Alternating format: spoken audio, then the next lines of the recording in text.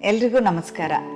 ಇವತ್ತಿನ ಒಂದು ಟಾಪಿಕ್ ಅಂದ್ರೆ ಆರ್ಥರೈಟಿಸ್ ಅಂಡ್ ರುಮ್ಯಾಟಿಸಮ್ ಅಂತ. ಅಂದ್ರೆ ನಮ್ಮ ಒಂದು ಎಲುಬಿನ ಶಿಥಿಲತೆ ಆಗ್ತಾ ಹೋಗುವಂಥದ್ದು. ಇಲ್ಲಿ ಕೆಲವೊಂದು ಜಾಯಿಂಟ್ಸ್ಗಳಲ್ಲಿ ನೋವು ಬರುತ್ತೆ, ಸೈನೋವಿಯಲ್ ಫ್ಲೂಯಿಡ್ ಅದು ಕಡಿಮೆ ಆಗ್ತಾ ಹೋಗುತ್ತೆ, ಮತ್ತೆ ಅಲ್ಲಿ ಇನ್ಫ್ಲೇಮ್ ಆಗೋದು ಅಂದ್ರೆ ಊತ ಬರ್ತಾ ಹೋಗುತ್ತೆ. ಸೊ ಕೈ ಮೂವ್ಮೆಂಟ್ ಕಡಿಮೆ ಆಗ್ತಾ ಹೋಗುತ್ತೆ, ಅಥವಾ ಬಾಡಿನಲ್ಲಿ ಮಂಡಿ ಇರ್ಬೋದು, ಸೊಂಟ ಇರ್ಬೋದು, ಎಲ್ಲದ್ರದ್ದು ಮೂವ್ಮೆಂಟ್ ಕಡಿಮೆ ಆಗ್ತಾ ಹೋಗುತ್ತೆ. ಸ್ಟಿಫ್ನೆಸ್ ಅನ್ನೋದು ಹೆಚ್ಚಾಗುತ್ತೆ. ಇನ್ನೂ ಹೆಚ್ಚಾದಾಗ ಕೈ ಅಥವಾ ಈ ರೀತಿ ಅಂದ್ರೆ ಜಸ್ಟ್ ನಿಮ್ಗೆ ಅದ್ರ ಶೇಪ್ ಕಡಿಮೆ ಅಂದ್ರೆ ಕಳ್ಕೊಳ್ತಾ ಹೋಗುವಂಥದ್ದು, ಅಂದ್ರೆ ಅಗ್ನಿ ತತ್ವ ನಮ್ಮ ಬಾಡಿನಲ್ಲಿ ಹೆಚ್ಚಾಗ್ತಾ ಹೋಗುತ್ತೆ.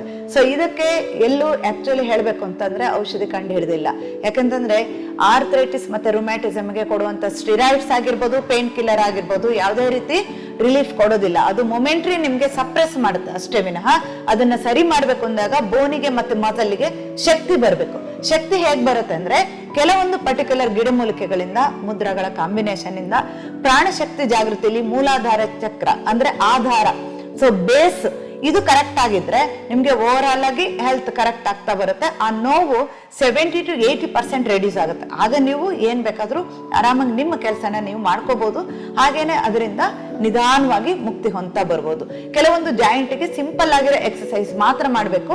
ಸೊ ಅವ್ರ ಬಾಡಿಗೆ ಏನ್ ಬೇಕು, ಸೊ ಆ ರೂಟ್ ಕಾಸ್ ನೋಡ್ಬಿಟ್ಟು ಅದಕ್ಕೆ ತಕ್ಕ ಹಾಗೆ ನಾವು ಕೊಡುವಂತ ಪ್ರಿಪ್ರೇಷನ್ ಅಂದ್ರೆ ಗಿಡಮೂಲಿಕೆಗಳ ಸಾರಾಂಶ ಇರ್ಬೋದು, ಅಥವಾ ನಿಮ್ಮ ಪ್ರಾಣಶಕ್ತಿ ಜಾಗೃತಿ ಇರ್ಬೋದು, ಕೆಲವೊಂದು ಪರ್ಟಿಕ್ಯುಲರ್ ಮುದ್ರಗಳ ಕಾಂಬಿನೇಷನ್ ಹಾಗೂ ಪ್ರಾಣಾಯಾಮ ಅಥವಾ ಕಲರ್ ಎನರ್ಜಿ, ಇದರಿಂದ ಅಷ್ಟು ಚೆನ್ನಾಗಿ ಅಂದ್ರೆ ಆ ನೋವಿಂದ ಕಂಪ್ಲೀಟ್ ಆಗಿ ಮುಕ್ತರಾಗ್ಬೋದು.